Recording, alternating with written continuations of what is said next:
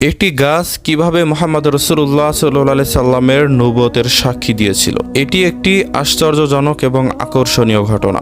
একবার এক গ্রামবাসী আমাদের নবী করিম সাল্লাল্লাহু আলাইহি সাল্লামের কাছে এলে নবীজি তাকে বললেন, তুমি সাক্ষ্য দাও যে আল্লাহ তাআলা ছাড়া কোনো উপাস্য নেই এবং মুহাম্মদ রাসূলুল্লাহ সাল্লাল্লাহু আলাইহি সাল্লাম তার বান্দা ও রাসূল। তখন সে ব্যক্তিটি নবী করিম সাল্লাল্লাহু আলাইহি সাল্লামকে জিজ্ঞাসা করলো, আপনার এই কথাটার সাক্ষ্যদাতা কে? তখন নবীজি বললেন, তুমি আমার এই কথার সাক্ষ্য চাও, এই গাছটি তোমাকে এই সাক্ষ্য দেবে। আর ওই গাছটির নাম ছিল সালিমা গাছ। যখন তিনি ওই গাছটিকে ডাকলেন, তখন এটি মাটি ফেটে তার কাছে চলে এসে তার সামনে দাঁড়িয়ে 3 বার সাক্ষ্য দিল যে আপনি হচ্ছেন আল্লাহ তাআলার সত্য রাসূল। তারপর সে আবারও আগের জায়গায় চলে গেল। তো বন্ধুরা, এই গাছটি পরবর্তীতে জর্ডানের আল বাকিয়াতুস সালিহাত অঞ্চলে বহু বছর ধরে দাঁড়িয়েছিল।